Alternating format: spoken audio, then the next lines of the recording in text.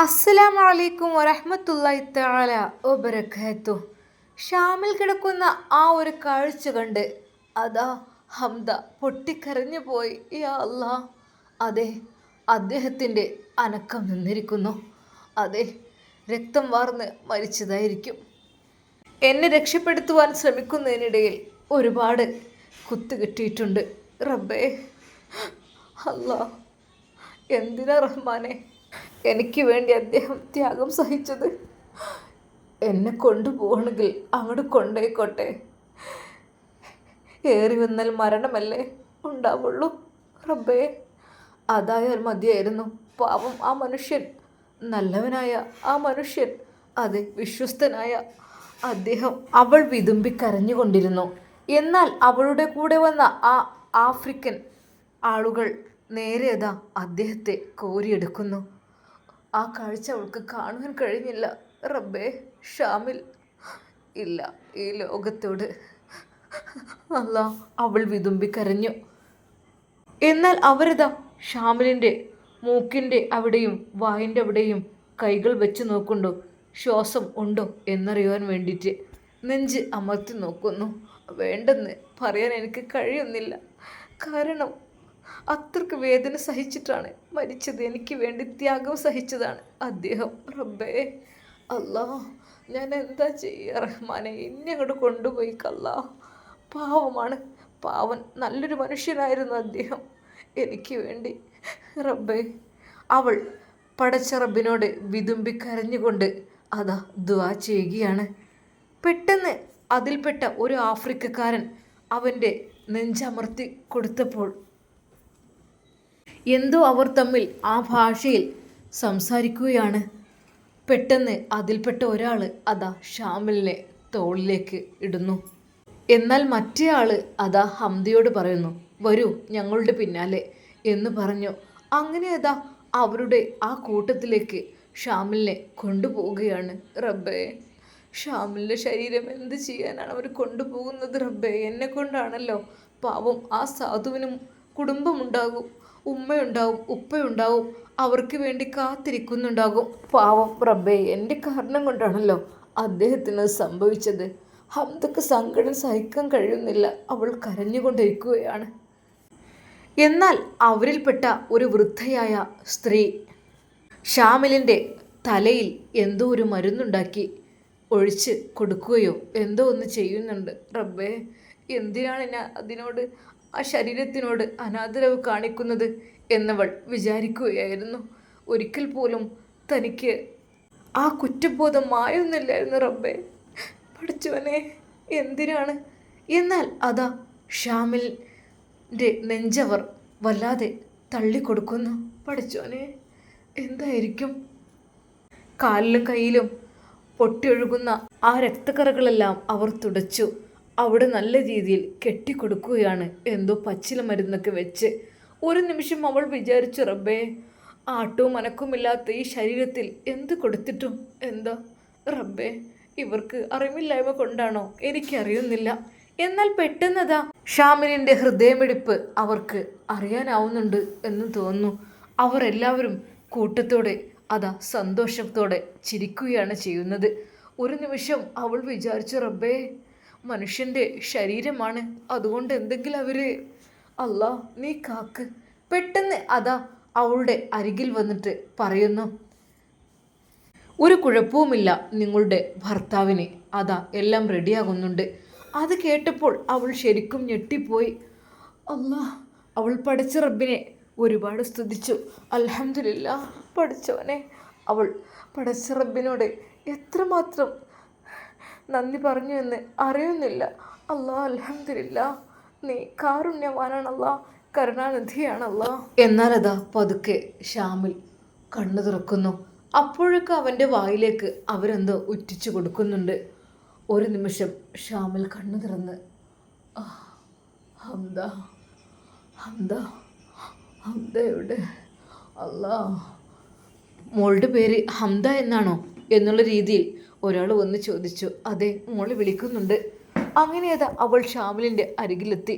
ഷാമിൽ, ഷാമിൽ, ഹംദ, നീ സുരക്ഷിതയാണോ? നിനക്ക് വല്ലതും പറ്റിയോ? എന്നോട് ക്ഷമിക്കണം ഹംദ, എന്നോട് ക്ഷമിക്കണം. എന്തിന്? ഞാനല്ലേ അങ്ങോട്ട് ക്ഷമ ചോദിക്കേണ്ടത്? ഹംദ, എന്നെ ഏൽപ്പിച്ച അമ്മാനത്ത് സ്വത്താണ് നീ. നിന്നെ എനിക്ക് പാതി വഴിയിൽ ഈ ഒരു അവസ്ഥയിലേക്ക് എത്തിക്കേണ്ടി വന്നു. എന്നോട് ക്ഷമിക്കണം ഹംദ. ഏയ് ഇല്ല, ഒരിക്കൽ പോലും എനിക്ക് അങ്ങയോട് ദേഷ്യമില്ല. എനിക്ക് വേണ്ടിയല്ലേ പൊരുതി അങ്ങ് ജീവൻ വരെ കളയുവാൻ വേണ്ടി ഒരുങ്ങുന്നത്. ഹംദ, സാരില്ല, എൻ്റെ ജീവൻ പോയാലും നീ രക്ഷപ്പെടണം, അത് മാത്രമായിരുന്നു എൻ്റെ ചിന്ത. നിനക്ക് ഇല്ല, എനിക്കൊരു കുഴപ്പവുമില്ല. സത്യം പറഞ്ഞാൽ അവർ രണ്ടുപേരും സംസാരിക്കുന്നത് കണ്ട് ആ നീഗ്രോക്കാർ പരസ്പരം പുഞ്ചിരിച്ചു. അതെ, അപ്പോഴും അവർ ഒരു ഭാഗത്ത് ആട് ചുടുന്നുണ്ടായിരുന്നു. ചൂടോടുകൂടി അതാ അത്രക്കും കനലിൽ നിന്ന് എടുത്ത ഒരു ആടിൻ്റെ പീസ് അതാ അവൾക്ക് ഒരു ഇലയിൽ നൽകുകയാണ്. ഈറ്റ് ഈറ്റ്, കഴിക്കുവാൻ വേണ്ടി ആവശ്യപ്പെടുകയാണ്. എന്നാൽ ഹംദക്ക് അത് കഴിക്കുവാൻ തോന്നുന്നില്ലായിരുന്നു. ഒന്നുകൊണ്ടുമല്ല റബ്ബേ, വിശപ്പുണ്ട്, ദാഹമുണ്ട്, പക്ഷേ എന്തെന്നറിയില്ല അവൾക്ക്. എങ്കിലും അവർ വീണ്ടും വീണ്ടും അവൾ നിർബന്ധിച്ചപ്പോൾ അവൾ അതിൽ നിന്ന് ഒരു കഷ്ണം പതുക്കെ കടിച്ച് അവൾക്ക് പെട്ടെന്ന് ഛർദ്ദിക്കുവാനാണ് വന്നത്. അതെ, അവർ ഹാഫ് വേവിലാണ് കഴിക്കുക, കൂടുതൽ അവർ വേവിക്കില്ല. ജസ്റ്റ് ഒന്ന് തിരിച്ചും മറിച്ചും ഇടുമെന്നല്ലാതെ ഒരിക്കൽ പോലും അവർ ശരിക്ക്, അതെ, അവർ അങ്ങനെയായിരിക്കും ചെയ്യുക റബ്ബേ. എങ്കിലും അവരുടെ പഠിച്ചോനെ, ആരുടെയൊക്കെ പ്രാർത്ഥന കൊണ്ടാണ് റബ്ബേ ഞാൻ രക്ഷപ്പെട്ടത്. എന്നാൽ ഈ സമയം അതാ അവൻ പതുക്കെ കണ്ണുകൾ തുറന്ന് എഴുന്നേൽക്കുവാൻ വേണ്ടി ശ്രമിക്കുന്നു. അതിൽ ഒരു നീഗ്രോക്കാരൻ അദ്ദേഹത്തെ അതാ ചാരിയിരുത്തുന്നു. അദ്ദേഹത്തിന് ഭക്ഷണം, വെള്ളം നൽകുന്നു. മുറിവുകളിൽ ശക്തമായ നീറ്റലുണ്ട്. അദ്ദേഹം ഒരു നിമിഷം കണ്ണടച്ചു. അതെ, തന്നെ ഏൽപ്പിച്ച കർത്തവ്യം പൂർത്തീകരിക്കാൻ പറ്റാത്ത ഖേദത്തിലായിരുന്നു ഷാമിൽ. ഒരു നിമിഷം ഷാമിൽ ഹംദയെ വിളിച്ചു. ഹംദ, ഷാമിൽ, ഹംദ എന്നോട് പൊറുക്കണം കേട്ടോ. അതെ, എന്നെ എൻ്റെ മാഡം ഏൽപ്പിച്ച കാര്യങ്ങളൊന്നും എനിക്ക് ചെയ്യാൻ കഴിഞ്ഞില്ല. ഹംദ എന്നോട് പൊറുക്കണം. എൻ്റെ ഈ കാലും കയ്യും വെച്ച് ഞാൻ എന്ത് ചെയ്യും എനിക്കറിയില്ല. പെട്ടെന്ന് അതാ അവൾ പറയുന്നു, സാരമില്ല, സാരമില്ല, അത് അങ്ങയുടെ അസുഖം മാറിയിട്ട് നമുക്ക് പോകാം, കാലുകളും കൈകളൊക്കെ ശരിയാവട്ടെ. എന്നാൽ അദ്ദേഹം ചോദിക്കുകയാണ്, ഈ വഴി ഏതെങ്കിലും വാഹനങ്ങൾ പോവുകയാണെങ്കിൽ ഞങ്ങൾ അതിലേക്ക് ഏറ്റിവിട്ടാൽ ഞങ്ങൾ അതിൽ വഴി പോയിക്കോളാം എന്ന് പറഞ്ഞപ്പോൾ ആ നീഗ്രോക്കാർ അതിന് സമ്മതിച്ചില്ല. ഏയ് നോ നോ നോ, മുറിവെല്ലാം ഉണങ്ങിയിട്ട് പോയാൽ മതി. ഒരു പച്ചമരുന്ന് അവിടുത്തെ ഒരു മുത്തശ്ശി ഉണ്ടാക്കുന്നുണ്ട്, അതാണ് അവർക്ക് തേച്ച് കൊടുക്കുന്നത്. അതുകൊണ്ട് തന്നെ മുറിവുണങ്ങാതെ ഇവിടെ നിന്ന് പോകാൻ പറ്റില്ല. ഇതൊരു തരം പച്ചമരുന്നാണെന്നാണ് അവർ പറയുന്നത്. അല്ലെങ്കിലും ഷാമിലിനെ കൈകാലുകൾ അനക്കാൻ കഴിയുന്നുണ്ടായിരുന്നില്ല. അത് ഹംദയെ രക്ഷിക്കാൻ ശ്രമിക്കുന്നതിനിടയിൽ അതാ കൈകാലുകളെല്ലാം അവർ അടിച്ചൊടിച്ചിരിക്കുന്നു. റബ്ബേ, ഒരു നിമിഷം ഹംദക്ക് സങ്കടമാണ് തോന്നിയത്. ഷാമിൽ, അങ്ങനോട് ക്ഷമിക്കണം കേട്ടോ, എനിക്ക് വേണ്ടിയിട്ടല്ലേ ഇത്രയധികം. അല്ല, ഒരിക്കലുമല്ല, ഞാനാണ് മാപ്പ് പറയേണ്ടത്, എനിക്ക് എത്തിക്കാൻ കഴിഞ്ഞില്ലല്ലോ, അതുകൊണ്ട് സാരമില്ല, ഇൻഷാ അല്ലാ ആക്കം പോലെ പോകാം. എന്നാൽ ഈ സമയം അതാ ഉമ്മുൽ ഖൈർ ഫോണിലേക്ക് വിളിക്കുന്നു. ഷാമിലിൻ്റെ ഫോണിലേക്കും വിളിക്കുന്നുണ്ട്, ഹംദക്ക് ഞാൻ നൽകിയ ഫോണിലേക്കും വിളിക്കുന്നുണ്ട്. എത്രയായിട്ടും ഫോൺ രണ്ടുപേരതും കിട്ടുന്നില്ല, ഒക്കെ സ്വിച്ച് ഓഫ് ആണ്. ഒരു നിമിഷം ഉമ്മുൽ ഖൈർ വിചാരിച്ചു, റബ്ബേ, എന്തായിരിക്കും എന്തായിരിക്കും. വിഷമത്തോടെ നിൽക്കുന്ന കണ്ട് അവളോട് ചോദിച്ചു, ഇന്നെന്താ? അറബി ചോദിക്കുകയാണ്, ഇന്നെന്താ വല്ലാത്തൊരു ടെൻഷനിലൊക്കെ നിൽക്കുന്നത്? എൻ്റെ കല്യാണത്തിൻ്റെ കാര്യം ആലോചിച്ചിട്ടാണോ? അതെ, അത് വൈകാതെ ഇവിടെ നടക്കൂട്ടോ, നീ എന്ത് തന്നെ വിചാരിച്ചിട്ടും കാര്യമില്ല. അവൾ റൂമിലാണ്, ഇപ്പോഴവളെ ശല്യപ്പെടുത്താൻ പോകണ്ട. ഹംദ റൂമിൽ തന്നെയാണെന്ന വിശ്വാസത്തിലാണ് അയാൾ. അതെ, പിന്നെ അല്ല, എന്തായി? ഷാമിൽ പോയിട്ട് ഈത്തപ്പഴത്തിൻ്റെ ക്യാഷും കാര്യങ്ങളൊക്കെ സെൻഡ് ചെയ്ത് തന്നോ? അത് ഷാമിലിൻ്റെ ഫോൺ ബെല്ലടിക്കുന്നില്ല. ഷാമിലിൻ്റെ ഫോൺ സ്വിച്ച് ഓഫാണ്. ഒരു നിമിഷം അയാൾ പറഞ്ഞു, എന്തായി നിൻ്റെ വിശ്വസ്ത സേവകൻ? എന്തായിരുന്നു അവൾക്ക്? എപ്പോഴും ഷാമിലിനെ പറ്റുള്ളൂ. എന്തായി ഇപ്പം? എന്ത് പറ്റി? ഷാമിൽ ആ വിലപിടിപ്പുള്ള അജുവ ഈത്തപ്പഴത്തിനെ ലോഡും കൊണ്ട് മുങ്ങി എന്നെന്നെ പറയിപ്പിക്കണ്ട. ഞാൻ നിന്നോട് പലവട്ടം പറഞ്ഞിട്ടുണ്ട് ഷാമിലിനെ ഏൽപ്പിക്കണ്ട. ഷാമിൽ ഏറ്റവും സത്യസന്ധനായ ഒരു യുവാവാണ്. അതുകൊണ്ടാണ് കച്ചവടത്തിലെ പല കാര്യങ്ങളും അവനെ ഏൽപ്പിക്കുന്നത്. എന്നാൽ നിങ്ങളെ പറ്റിക്കുകയാണ് മറ്റു ചിലർ. അത് നിങ്ങൾ അറിയുന്നില്ല. പിന്നെ അതങ്ങ് എന്തായാലും നിന്നെ ആൾ പറ്റിച്ചല്ലോ. അത്രക്കും വില കൂടിയ ഈത്തപ്പഴങ്ങളാണ് നഷ്ടമായത്.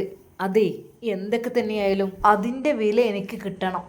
അതെ, അത് എത്ര ചാക്ക് ഈത്തപ്പഴമുണ്ടോ അതും അജുവ ഏറ്റവും മുന്തിയ ഇനം ഈത്തപ്പഴമായിരുന്നു അതിൽ വെച്ച് കൊണ്ടുപോയത്.